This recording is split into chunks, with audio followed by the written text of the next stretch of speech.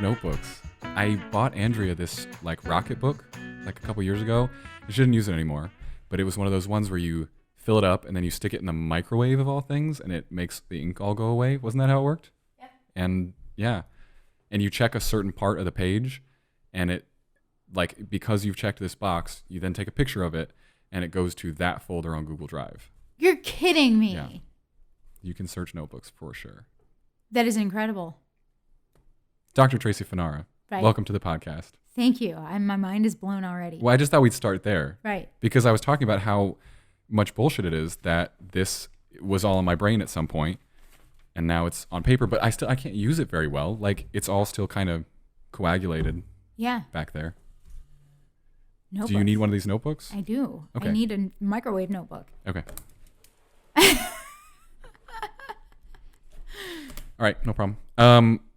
Let's talk about, okay, so I realized that this was actually going to be the hardest part of the show, was for me to introduce you to people and try to define what it is you do. Yeah. Because it's really tough. you do a lot. So Thanks. I'm going to let you do it. Tell us about kind of what you are into. Okay.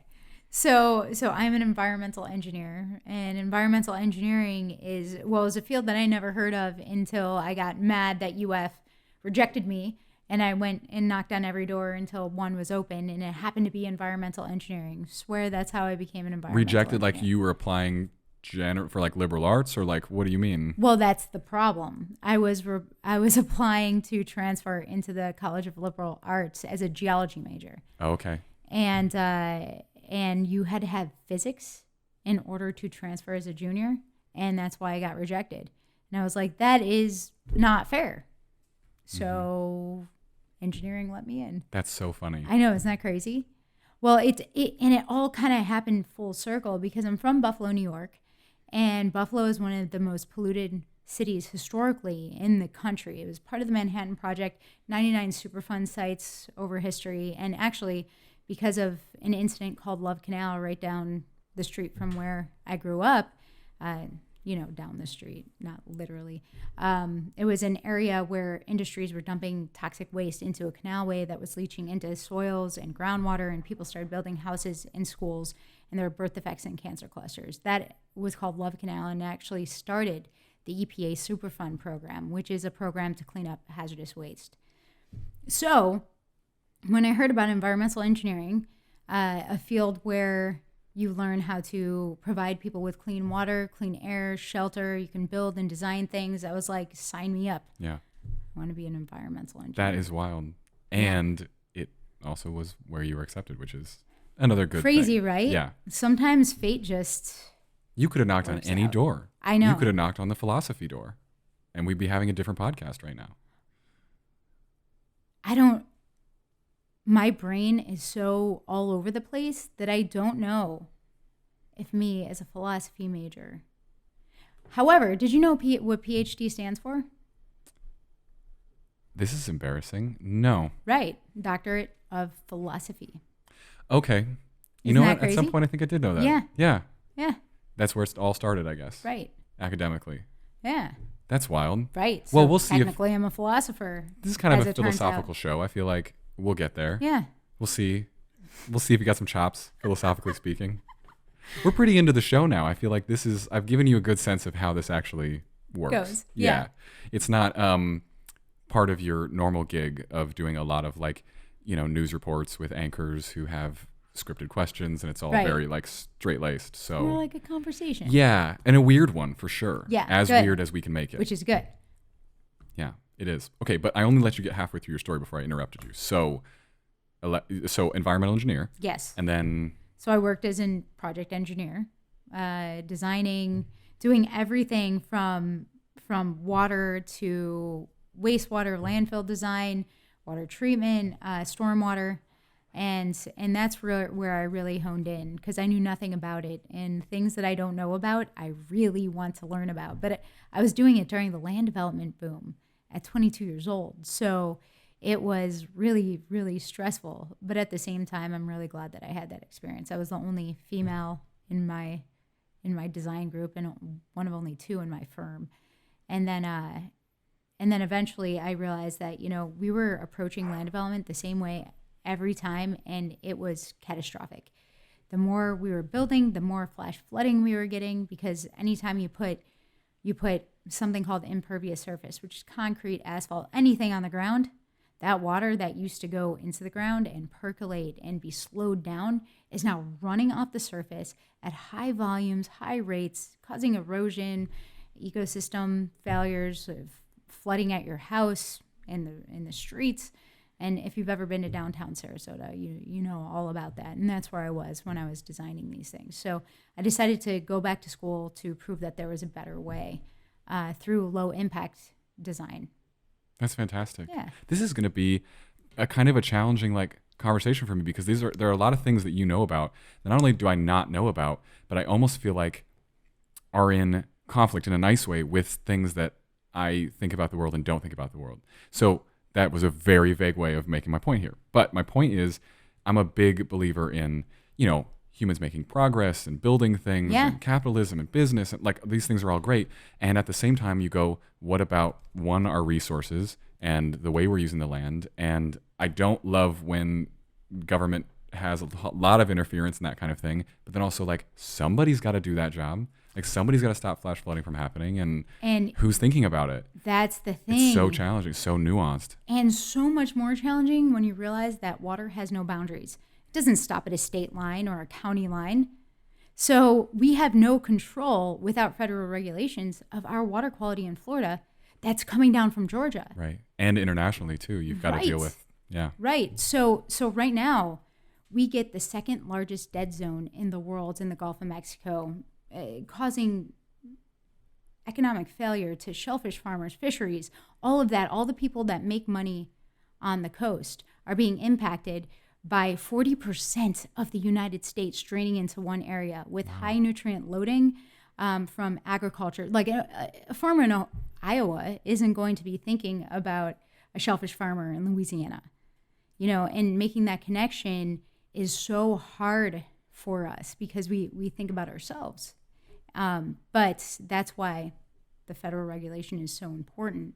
I mean, obviously we failed somewhere because this is happening right now. All that nutrients is coming down. The fresh water is sitting on top of the salt water. Algae blooms are forming.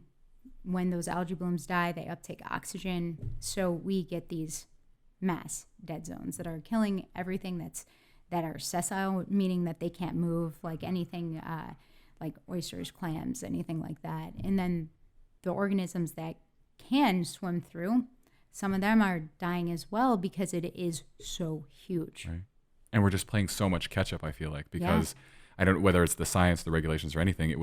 It's almost like so late in the process of how far the progress has come in other parts of the industry that, now what do you do? Yeah, it makes it You're tough. always playing catch up. Yeah, absolutely. But, the city of Chicago, they are trying to do their part by retrofitting their wastewater treatment plant, making it bigger capacity so they don't have that overflow, that raw sewage going into their stormwater runoff and then eventually making it down.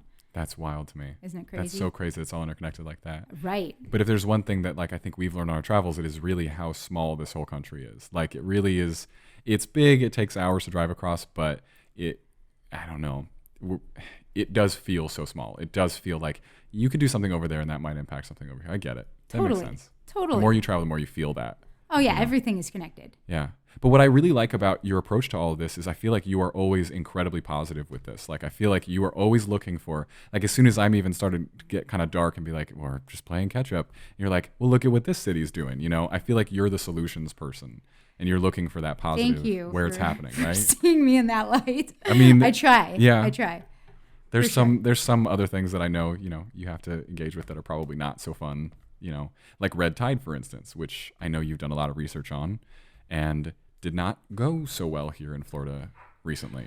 Yeah, I mean, we get a bloom of Florida red tide every year, every decade or so. We get these really intense blooms. So Florida red tide is the common name for a species called Carenia brevis that is endemic or specific to the Gulf of Mexico. And there are things called red tide all over the world, but this species, what makes it so special is that the toxin that's released not only kills aquatic life, but it can also aerosolize, meaning that it attaches onto particles in the air and with winds moves on shore and causes people to start coughing and sneezing. Oh, you can feel it. Yeah. Yeah.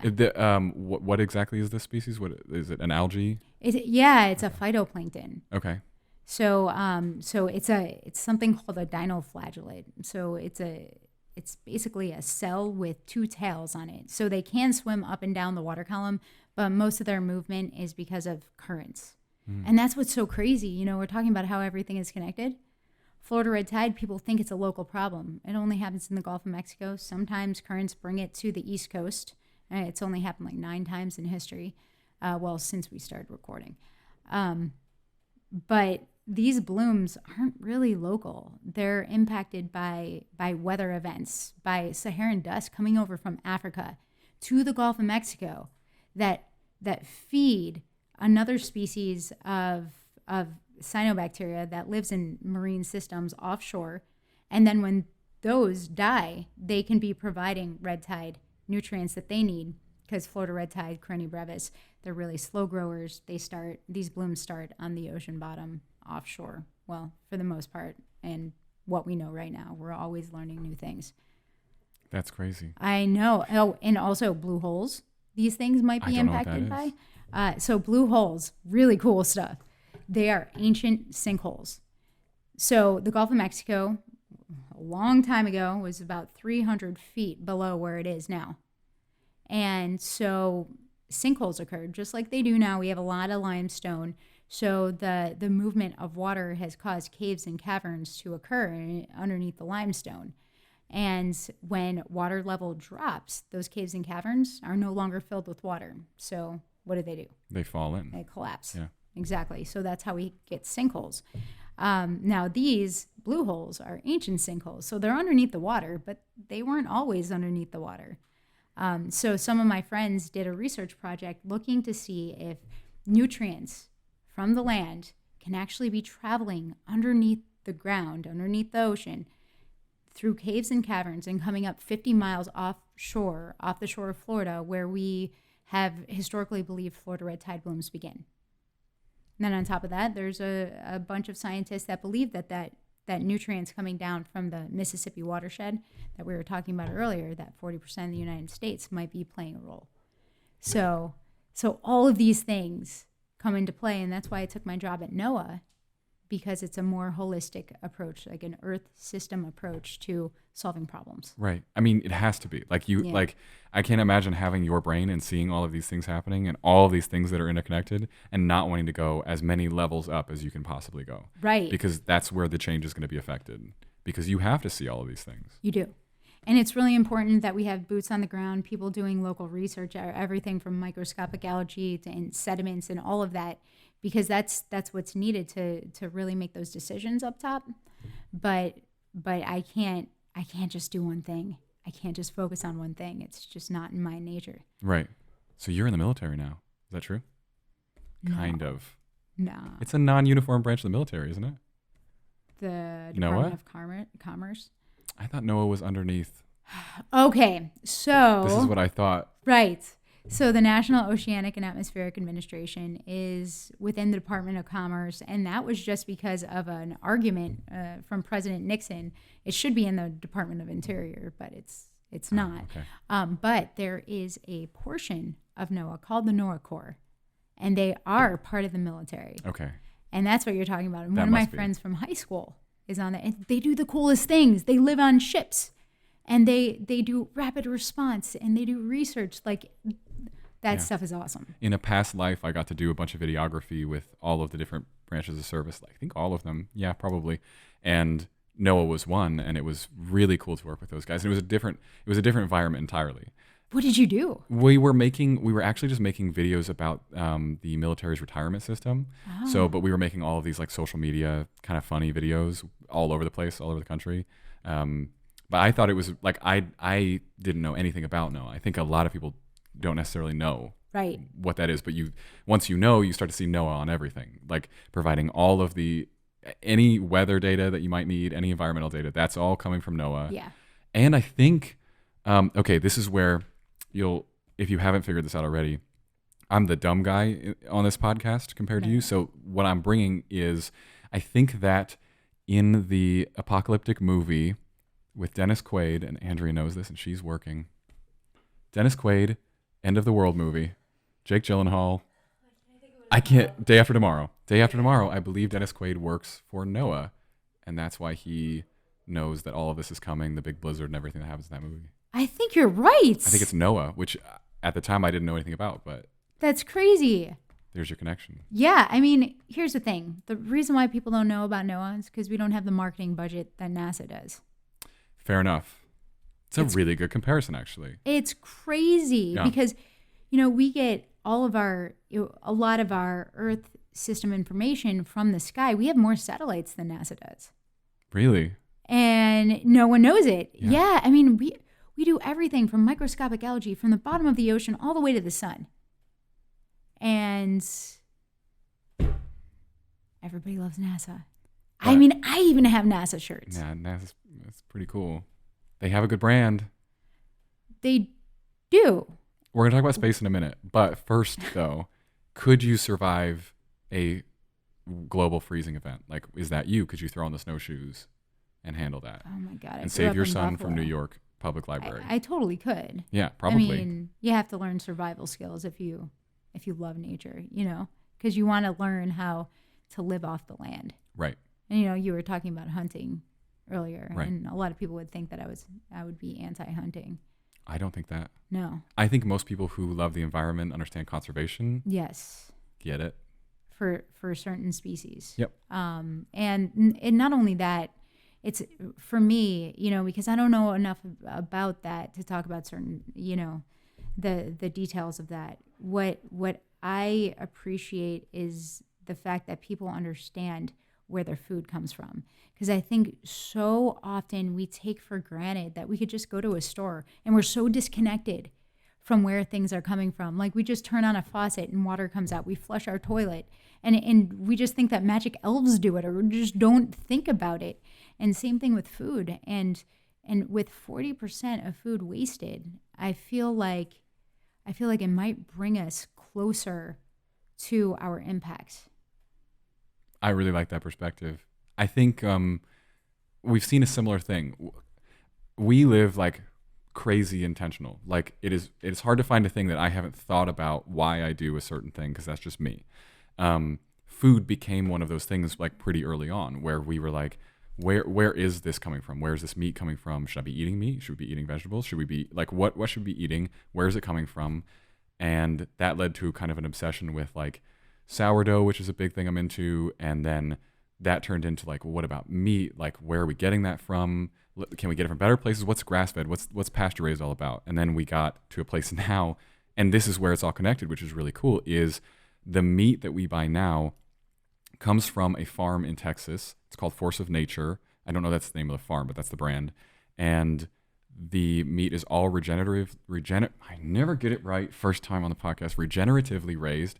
And they mix in organ meat and all sorts of things and knew exactly where it came from. It's all grass-fed, I think, and pasture-raised and all that good stuff. So that became a thing. And then we were like, well, what's the next step? Right. And the next step is obviously hunting. And that's what we've been focused on for like a few months now. That's super interesting. And yeah, so it's just gotten like further and further. Tell me about sourdough.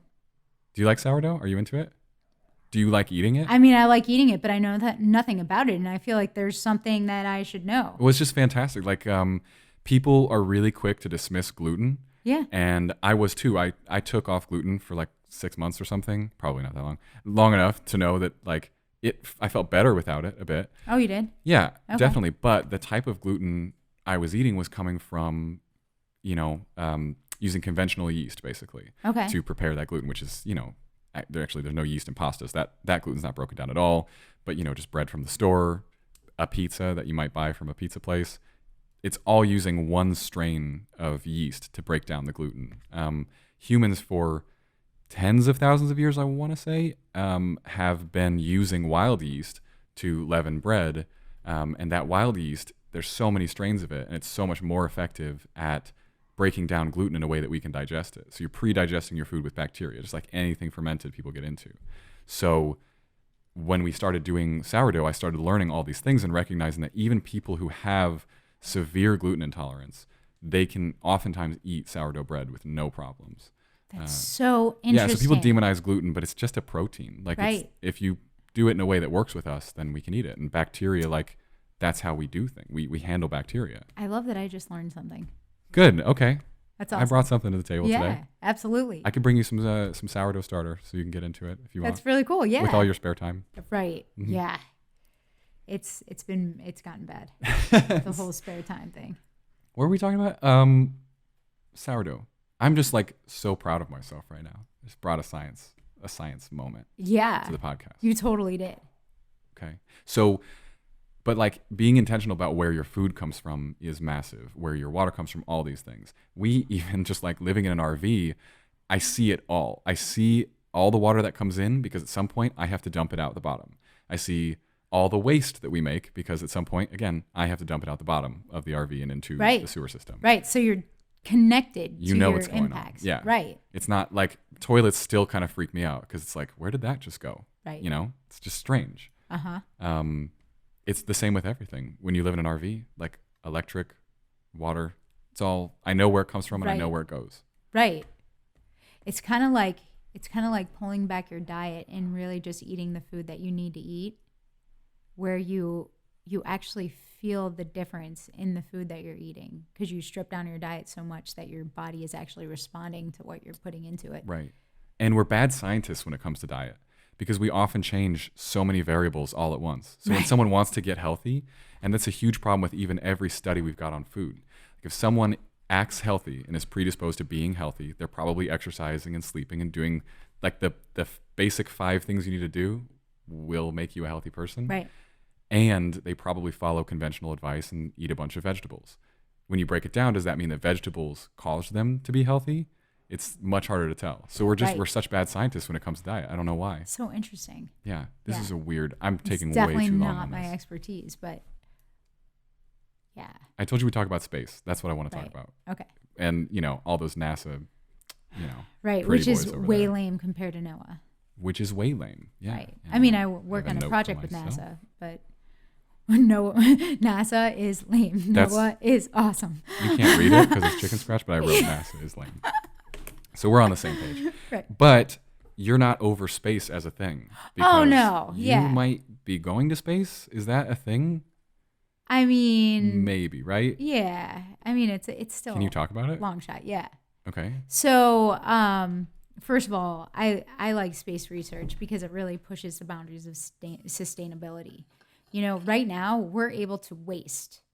Just like we're saying, we have all these problems because we push things to the limits. Well, in outer space, you don't have the luxury of doing that. So it pushes innovation to a point where we have to be completely sustainable.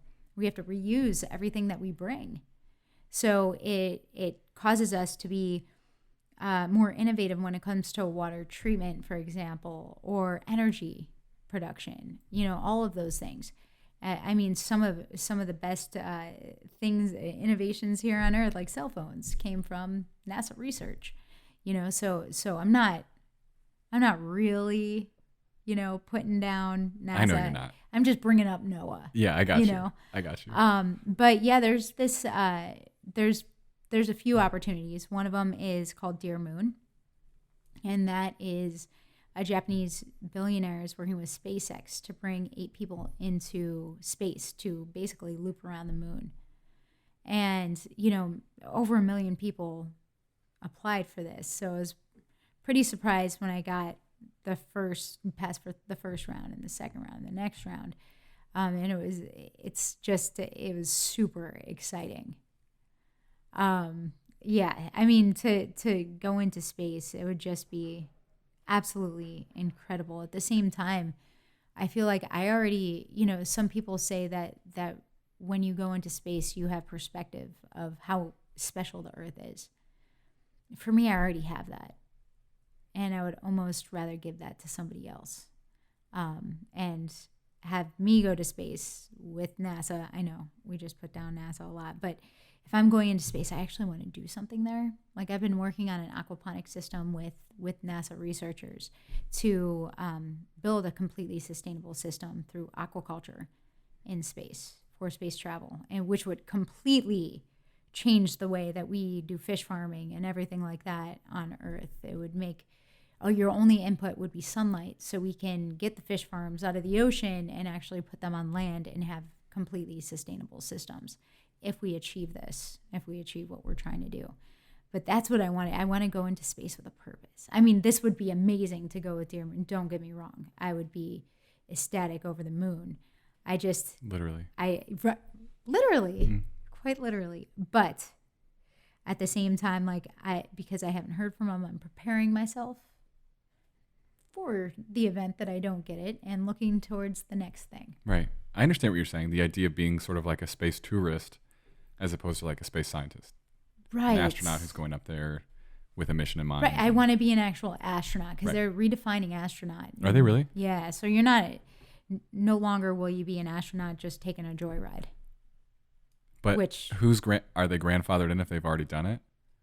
I think so. Like Jeff Bezos is already... Does he call himself an astronaut? I don't know what he calls himself. I mean, that was like barely... Yeah, barely space. Did they space. even break the stratosphere? I don't know. I should know that. Should you? Yeah, I feel like it. Okay. But I have to know a lot of things, and that's one of the things that I don't really have to know. Mm-hmm. But I should. What is the deal with the billionaire space race? I don't fully understand it. I'm always looking for the end goal of making money. Right. Because that's probably what the end goal is somewhere. But with what? I mean, with asteroid mining, like that's one thing, that's one theory I think that goes around, but I don't fully understand the space race for billionaires. I don't know, because I don't know any of them personally. But be good context to have on your right. phone for sure. Right. Yeah. I need to get on that. Yeah. But I think that the reason, from my perspective, is just that when you have so much money and you can buy anything that you want on Earth. And the one thing that you couldn't buy up to this point was this trip to space. And so I think now they're all just trying to do it better. Like if I was a billionaire, I'd probably join in. Like, okay, I'm going to do this with this team, but we're going to do something that you guys didn't do. It's just the ultimate competition, I guess. Kind of. It's possible. They have competitions about so many different things. Yeah. Why not bring it to space? Right. Now that private space flight is a thing. It does seem kind of a shame though, because we've got some issues down here. It seems like, and I'm not one to tell even a billionaire how they should spend their money, but if you want like longevity on the earth for your business, if you want to find the business reason to do it, right. Making sure the earth's in good shape and habitable and we have resources would be a good place to start, right? Oh, definitely. But we don't know that that's where their money would go. It's not like, we can spend it on Earth or we can spend it on space. They just have a ton of money. Mm-hmm. And if they want to spend some on Earth, they can. And some do. Right. There's an issue there, right? I would think you would have somewhat of an issue with constant space travel because you've got to be using a lot of resources, a lot of gas, and a lot of carbon. I know. Just to get up, right? I know. And, this is one of those things that it's kind of like I haven't really worked through my head, and maybe we can do that through this conversation. You're allowed to on this show. It's right. one of the rare places in the world where you're allowed to be like, let's think about that, and maybe not already have a decision about what the perfect answer is. Right. So there's an argument. Yeah, lots of carbon emissions, but SpaceX is going electric. Really? So that's one thing. What? Yeah. What do we even have electrically that can do that kind of work to break gravity? Big fans? I thought that they were working on using hydrogen. I might be wrong, but we should really look into that. Okay. But I know that they're looking towards sustainable energy to bring them to space, which makes sense. Right. It's Tesla. Yeah. Hydrogen would be fairly sustainable. We have a lot of that. I mean, it breaks, it recombines, and then you break it again. And that process of breaking it is what gives you the energy. The thing that's killing me right now is that I can't think of the name of the blimp that exploded. Anybody? Hindenburg. Thank you very much. I mean, that's what I'm picturing. Right. When you say hydrogen, I'm imagining people floating up, literally like from the Earth to the moon, H.G. Wells style balloon ride up to the moon. Right.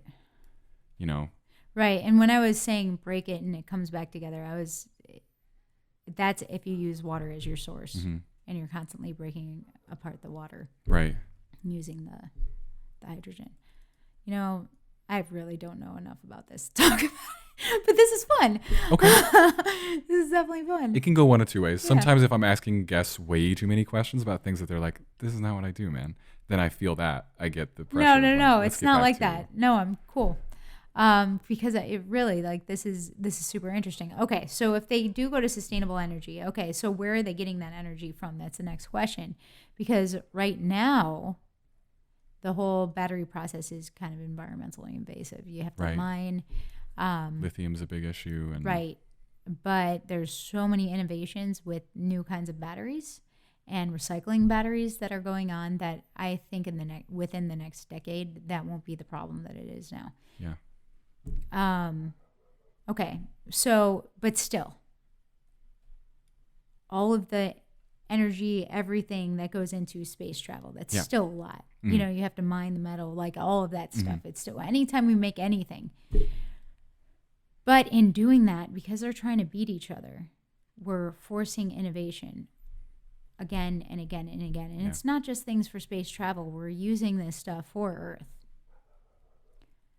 So I guess it's always going to depend. Mm-hmm. Like you would have to do a life cycle analysis of each mission. And I feel like you can barely keep up. It's the same way that someone told me once that it's something like all of the content of the world that we've produced, video, everything, photos, audio, everything. It's like doubling every X period of time.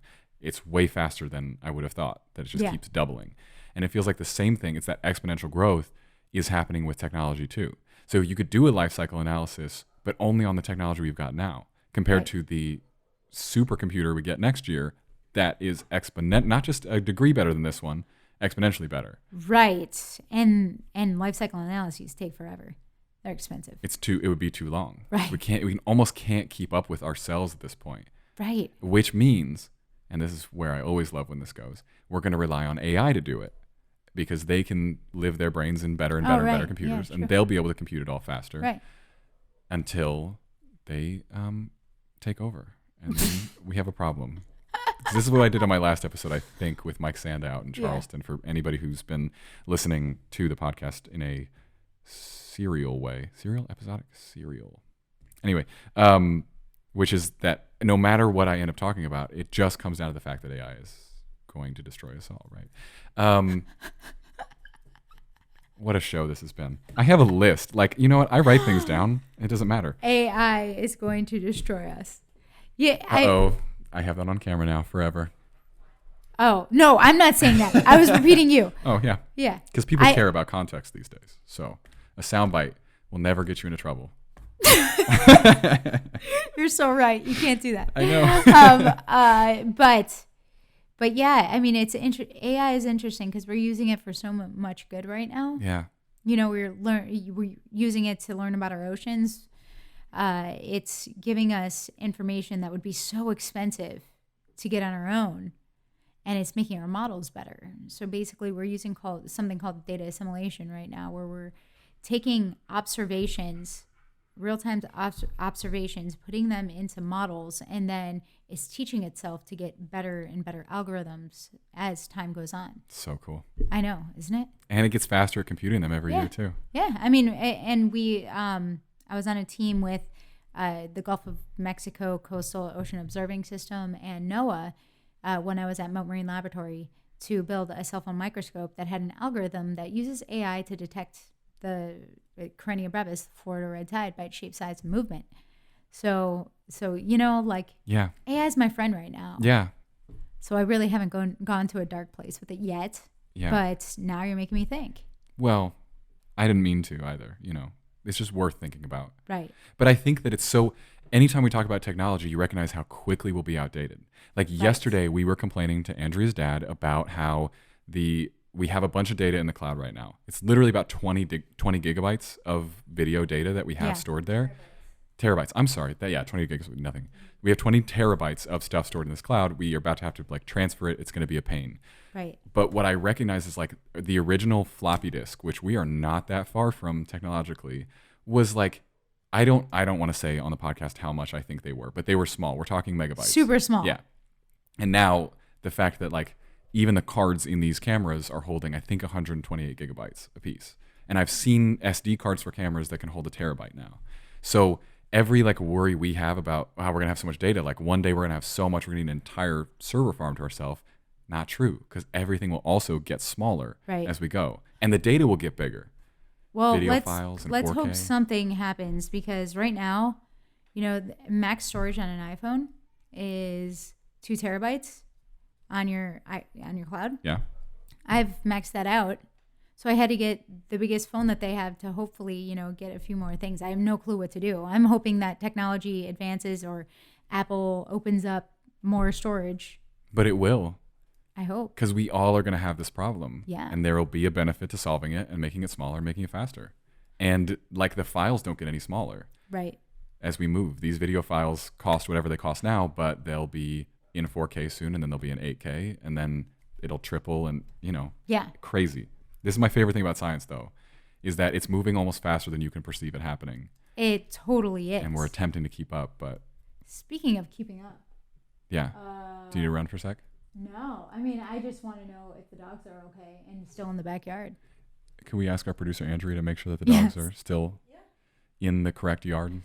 Yes. I see one. Oh, there's one. Okay. We have at least one dog. That's good. We have one dog. One dog reporting for duty. She's staring at the fence. Oh, yeah. So she's been barking at the kids next door. Oh, fun. Right. Okay. That's a super friendly one. Yeah. Right. Okay. Do we need to bring him we're inside? good. Okay. We're good. Cool. Let me stop with my bullshit and instead, can we talk about nuclear energy for a minute? Sure. Okay. Where do you stand on nuclear as an environmental engineer? It's tough because I understand that right now, nuclear waste is a problem. But at the same time, it's the most efficient way to get energy right now. I mean, it just is. So if it's done right, here's the thing. When something goes wrong with nuclear, obviously it's catastrophic. Absolutely catastrophic. The 3 Mile Isle and all of these big catastrophes that have happened throughout history. And it's scary because most people saw that documentary last year. I forget the name of it, but yeah, it was a human error, and it was a human error to save money. And the same thing happened with Deepwater Horizon, and that's what's scary to me, is that people are so focused on money and saving money over safety,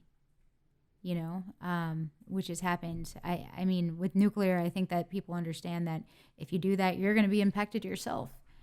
So hopefully, as we're moving forward and technology on nuclear is improving, and so are safety measures, hopefully that will be a reliable source and an accepted source of energy. We just need to figure out what to do with the waste. Mm-hmm. A lot of waste. Heard, this is one of the worst scientific things I could say, but someone told me that it was actually Andrew's dad, that Bill Gates is somewhat involved in nuclear waste, being able to reuse that to create more energy off of it. That's what we should be doing. Apparently that's happening. Yeah. Yeah. He doesn't make things up. Scientifically, it seems like that would be possible. Because there's still energy there of some type. Right. If there wasn't, we could put it in, we don't have to bury it in the ground in some way. Bill Gates is doing some really cool things. Like, he had a whole initiative to go and improve water systems in third world countries. He had a competition here in the U.S. And actually, that aquaponic system that I'm working on with NASA, the primary treatment was a result of that competition. Oh, that's cool. Yeah, isn't it? Yeah. It's all going to happen. It's going to be people like you who will make it happen, and people like me going, how are they doing this? Well, you're making me think about making that happen now. What happens for you when you start thinking like that?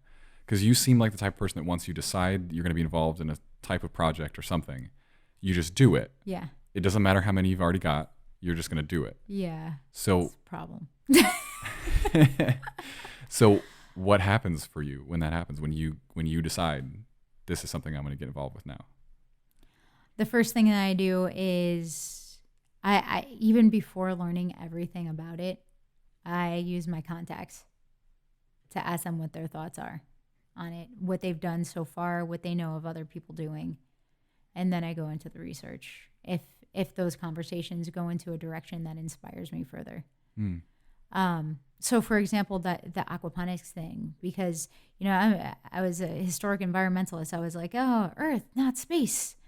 And then when NASA approached me to do this project, and they told me, they use this wastewater treatment technology from the Bill Gates initiative, and how we're using this to build a completely sustainable system. And the goal of this was actually to use on the Indian River Lagoon, and we should talk about that too, because it's a really important waterway that is in major trouble. But after hearing all that, I was like, wow, I'm on board. I'm like, we have to do this. And then I started learning more about fish farming and aquaculture. And it just further and further motivated me to keep on going with something that I didn't have time for. And yeah, so that's kind of how it goes. Building a team is the most important thing that you can do. And you don't always have that luxury because it's not always funded. And getting people to do work for free like you will isn't easy. That's what I loved having interns for. So at Moat, I would have 13 interns a term, and that's where I was able to do a lot of the innovative stuff that wasn't funded, because they were able to work on anything. Right. Really not the most effective way to do that, but I thought it was cool because they got to figure out what they wanted to do with their lives too, because we would ideate and figure out what they were passionate about, what they cared about. And honestly, when something inspired me, that's when I was like, that's it. Yeah. That's what we go for. Right. Well, I feel like you and I, oddly enough, have like a similar mindset toward the future. Not just in how we go about things, in the sense of like, when you want to do something, you just do it. And that's how we generally act too. But also, I actually care tremendously about humans achieving their potential as individuals and also as a species.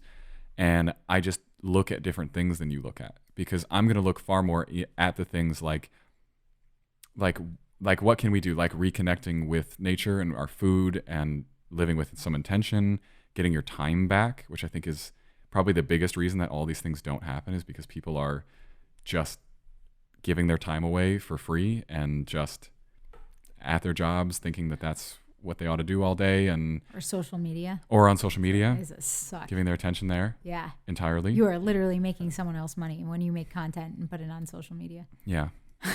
Which I do a lot of, to be fair. Me too. Me too. I mean, but I also have always seen this podcast as so much more than that. It has helped me, like you said, build a network of people all over the country that I can call up, that I'm actually like close with because I've had a long, real talk with. Yeah. That's bigger. But those are the things that I worry about, and then I let you worry about the bigger things. But there's one that I think does bug me, which is like, if we were going to do one thing to make ourselves far more sustainable and need less resources and just hit a quick timeout on things while we can figure some technology out, it would be like massive overpopulation. Like that, we're growing our own species so fast. And the resources aren't going to be there for it. And that's kind of like, an issue. Yeah, people are like, you hear older people talking about back in the elder days, or whatever that phrase is, like back then things were different. Yeah, things were different, because you can throw trash on the street and not see a ton of trash. I mean, it's still impacting the ecosystem just the same, but the fact that we have so many people and we're past biocapacity in most places, meaning that what we can actually withstand in a location for a long period of time, or a certain period of time, even a decade, we're already over that. And we're borrowing resources that they don't have those either. I mean, and then you look at the United States and where we're putting, a lot of our least desirable things like factories, mining, coal plants, drilling, all of that. And it's always at these communities that are, underserved. And so we keep on thinking that our population isn't a problem and our waste isn't a problem because middle class doesn't see it, they just don't. And last month when I was in Arizona, Antelope, I learned about a coal mine or a coal plant that closed down. There was a yellow haze over the Navajo Nation for as long as that was up, and people got sick and all of that stuff. But as it turned out, that even though that was a coal plant for energy, 20% of their tribe didn't have running water, didn't have energy, nothing. And they were getting sick from the coal plant. And they were still upset when the coal plant closed down because that's where they got a lot of their money. I had to stop allowing myself to watch documentaries about shit like that. I know, it's really depressing. Gasland, where everybody's getting sick, or what was the one about Teflon even? Like that one was pretty dark. Oh, Dark Waters. Yeah. That was a great movie. They're great. They're always great. That was 2018. Great. Like that incident, it's not like that incident happened 100 years ago or 50 years ago. That incident was happening now. And it took so long for like that lawsuit to move through the legal system. And so what is it now? Like, and what am I participating in? Because you watch those movies, and of course you think about yourself, because that's what we do.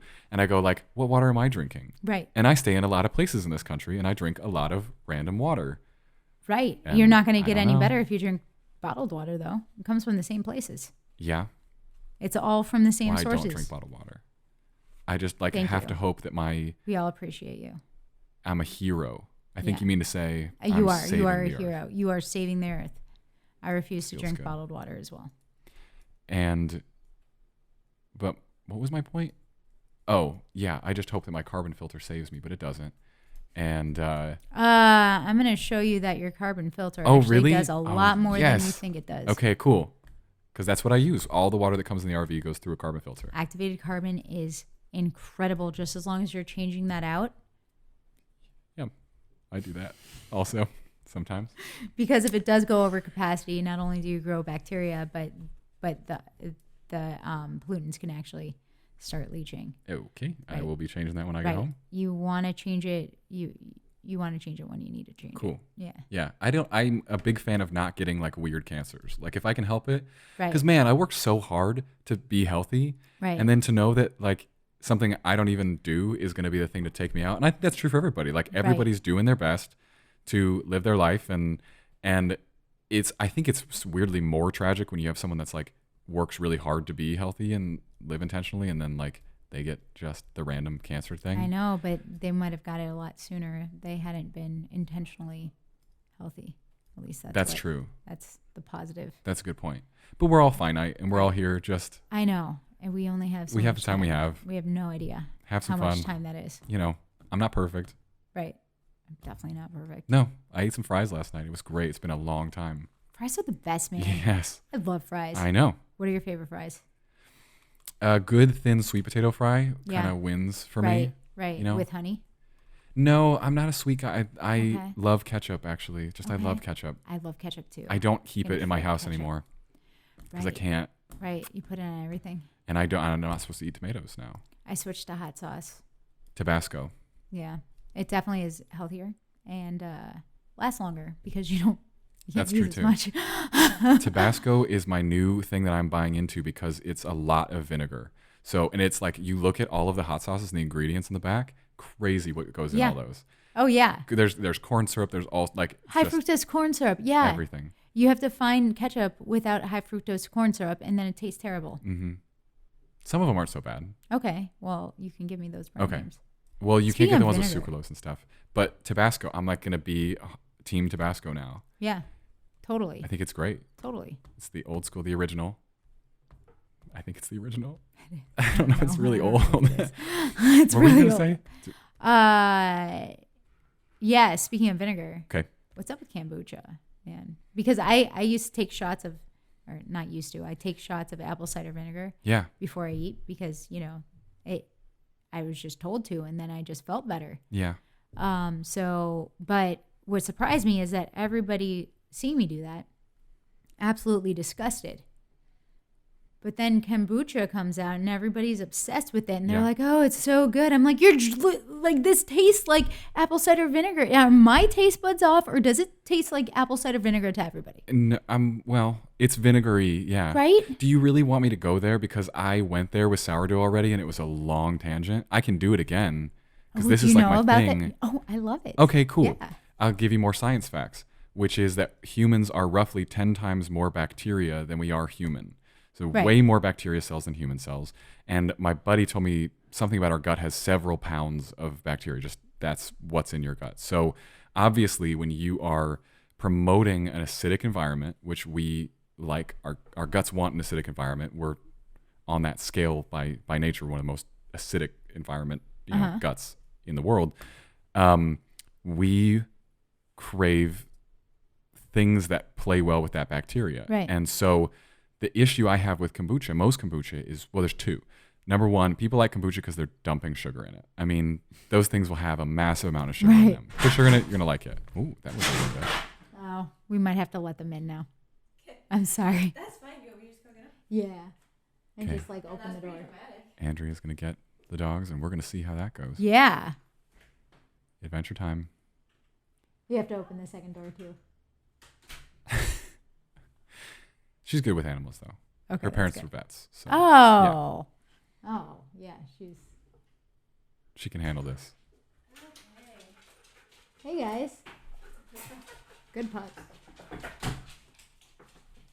Okay. People are used to this on the show. It's not that Right. surprising. Okay. There's always pets around. That's good. That's good. Well, we have 2 dogs. Okay, so yeah, kombucha, vinegar. So there's a ton of sugar in Acidic. it, for one thing, Right. and flavorings and fruits and all that stuff. The problem that I have with kombucha is that tea, any type of tea you're drinking, is like chock full of oxalates. And oxalates are a really interesting part of different vegetables, but they happen from tea leaves, basically. And they kind of rip your insides apart. They're a really interesting bit of chemistry. So I'm not a big fan of kombucha anymore. We used to make them. We used to make our own kombucha all the time. I would make. So a what is the ton. oxalates actually in? Oh, Andrea knows more than I do. Coffee, tea, that kind of Oh, thing. so it's in the tea. Okay. Yeah. So me drinking apple cider vinegar is better. Better. Okay, but here's the thing. This is like I went on a soapbox once about people that were selling alkaline water Okay. and trying to say that it's like some snake oil like treatment for cancer Sure. when your stomach just neutralizes everything because it's acidic. Right. And like I feel like it's the same people that are drinking kombucha that were like alkaline water. Mm. And I'm like, what? That doesn't make sense. Well, it's a one complicated is- thing. I've actually seen you talk about this. You talked about this the other day. Like the critical reasoning skills have to be the most important thing. Right. And we're all trying to do our best, and I believe that. And there's people who, Yeah. however, will end up in camps of ideology and start ignoring facts because that's their camp. And so if the camp says healthy means this and healthy means this, they will accept both things instead of dissecting them individually. Instead of actually thinking for themselves. Right. So I'm a big fan of thinking rationally. Right. That logic is good. So like anything I'm going to participate in, I'm going to do a lot of research. But again, I think that comes back to people and time. Yeah. Because they don't have time to screw actually around. Research. And they don't know how read to do books it and either. research. And then again, whatever time you do have is going towards probably like crap TV and social media. And I do that too, by the way. I watch too much Cops. It's my guilty pleasure. Cops? I love Cops. That's so funny. Yeah. I didn't even know it was still on TV. Do they still have the bad boy intro? Yes, 100%. That's awesome. Yep. Yeah. That's really funny. Good for you. Good for both of us. Right. Let's do this. I want to know about, so we're going to do a little experiment. I asked if we could do a science experiment. Uh-huh. And so I think we're going to set up and do that kind of after we wrap this. So people, if you want to watch this, this is going to be on it'll probably be on Strangers Worth Meeting channel and on the Wild Hickson's channel if you want to see this. And Andrea, while we're doing this, while we're talking about this experiment, can you take some photos for me before we wrap it up? So I would love to know, what science experiment are we doing today? What will I learn? Well, we're going to look at water treatment. So I'm going to show you basically how water is treated in our natural environment. And that's why it's so important that we make changes at our own home to kind of keep that natural water cycle, to allow the water to percolate in through the ground. So right now, probably rains, goes on your roof, goes down your gutter, down your driveway, into a storm sewer, and then directly into our natural water bodies. Every single drop of rain that lands in the state of Florida and most of the United States goes right to our natural water bodies. So what low impact development does, or what I did my PhD on, is it disconnects that impervious surface. So instead of water, going down the sewer the way that I just described, it will go down a downspout into a cistern, then a rain garden or infiltration trench, and it makes your lawn not only more aesthetic, but also more sustainable. Okay. And using native plant species are always important. Grass, it's the number one agriculture product worldwide and produces absolutely nothing. And knowing how we're ripping through our phosphorus supply like crazy, why the heck are we going to use it on grass? It makes nothing. You're not a big grass fan. I'm not a big fertilizer fan. Okay. And grass is non-native. Right. So I'm not a big non-native fan either. Okay. Not all non-natives, actually. There are some non-native species that had now acclimated and actually enhanced ecosystems. So I can't use that as a blanket statement. Right. But it's got to be more rare. Yeah. Because generally, there's a reason that an ecosystem emerged the way it emerged. Right. Because there was balance there. Yeah. Like last night, this is kind of off topic, but kind of the same thing. I know where you're going. The toads. Yeah. Yeah. Tell us about that. People don't know what I know, though. Yeah. So there are toads? Yeah. So there are cane toads. Yeah. And these toads, when they're small, they look just like native southern toads. But when they're bigger, they grow a lot bigger. And there's a couple differences. But they're poisonous. They're poisonous from when they're tadpole all the way to when they're dead. So they're not only dangerous to your dogs and anything else that would eat it, but in the entire ecosystem, there's no predator. And they can eat anything from vegetation all the way to snakes. So they can be really problematic. They reproduce really fast. And the craziest part about them, not only how they were brought here to actually to contain an invasive cane beetle from sugarcane farms. And they did the same thing in Australia. And in Australia, it totally failed. The frogs ended up eating all the native insects. And here, they just escaped and started repopulating and decimating ecosystems. So the craziest part about this is that the toxin, bufotoxin, people actually... It's a psychedelic, right? Yes. They smoke I'm not it. panting just for the podcast listeners. Right. I mean, I dog is could, panting. But no, I have a friend who doesn't want to leave, and that's fine. Yes, she loves you. Okay, but what psychedelic are we talking about here? DMT? It's DMT. That's what I thought, Yeah. because I knew that came from toads. Yep. And now they're going to be everywhere. Wild. Yeah, so people so you're are going to try raving. some DMT is the point of this. Right, no. No, not your speed. Apparently it's so potent that some doctors, this is crazy. So Mike Tyson raved about it, said he was dead and rebirthed. And this is kind of in my stuff. lane. Like the world of podcasting is very familiar with DMT, Right. mostly because of Joe Rogan, I think. Yeah, But yeah. it's a big thing in Shane this Moss, world. too, if you know who Shane Moss I is. don't, no. You should check him out. He's a But comedian. Tim Ferriss talks about it, and Michael Pollan, his book, he did DMT in his book and all that, and it's very crazy. pervasive in this kind of world. But And people say that it treats PTSD, anxiety, depression, but some doctors say that if you that it not only depends on the dose, because you can take too much, but also if you have underlying issues, like if you try to fight the toxin, you can have long-lasting psychologic issues. Mm-hmm. And then if you have bipolar or anxiety disorder, any of those already, or if anybody in your family does and you don't show any signs, you can show them afterwards, or they can get worse. right. So it's that's a gamble that I will not take. It's another thing that people are moving too fast on for science to keep up with, because it's true. And I've heard schizophrenia is one of those things too. And you may not show signs of that at all, and your family might not show signs of that, but it could be in there. It's that's pretty scary. Right. It's kind of like taking human growth hormone. How so? So if you have a tumor that you don't know about, Oh no. Yeah. that's very small at the time, take human growth hormone, that tumor grows too. That's creepy. And we Yeah. probably all, like, let's be honest, have a tumor somewhere. Like, there's something going on wrong somewhere, even if it's something benign. Yeah. I mean, I don't mess with things that, like, with that kind of complication. yeah, no. Like that the repercussions outweigh the benefits in those cases. Except for the people who will say that they don't. The people who have done it and have had a good experience. Oh and will yeah. go, Yeah, but are you "This is going to take life-changing," are you going to take that first risk?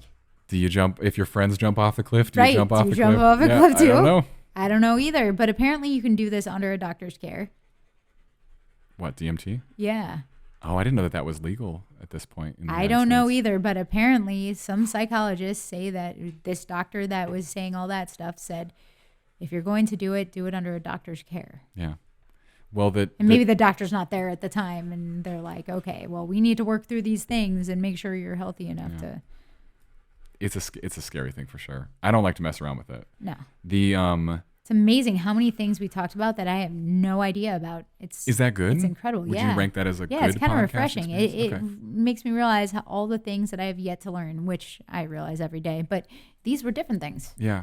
Yeah. Well, I hope we get to do another podcast at some point Me in the too. future, because I really felt like it didn't even scratch the surface. And also, you're so nice to talk to, but you ask me too many questions about things that I like, and so we're just going to talk about that. Yeah, I bullshit. like it.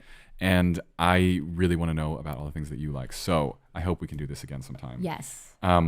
Let's do our experiment. Andrea, do I have beautiful photos? I think so. Yeah, she took a bunch. She's so, look at her over there, just like plugging away on this documentary, It's awesome. because you're just I a love it. champion. You're a champion. You are. To our producer, Andrea. And we did good, but I don't even think I got through half of the things that I could talk to Tracy about. So Yeah, we got to do it again. we will. Yeah. Thank you to the podcast listeners for listening. If you want to see our experiment we're about to do, I'm very excited about it. Make sure you go onto the YouTube channel for Strangers Worth Meeting, or onto the Wild Hickson's channel. I think it will be in both places once we're able to release that. Tracy, where can people find you on the internet? At Inspector Planet, all one word. So it's like Inspector Gadget and Captain Planet. So it's sustainability and innovation combined. It's perfect. Yeah. It suits you great. At Inspector Planet, go check her out. As always, I'll have the photos at T. Hickson Life up from the podcast, and we will have lots more coming at you. We got more plans here in Florida than I know what to do with. We have our hands full. So stay tuned, hit subscribe for me, and as always, we will see you on the next episode.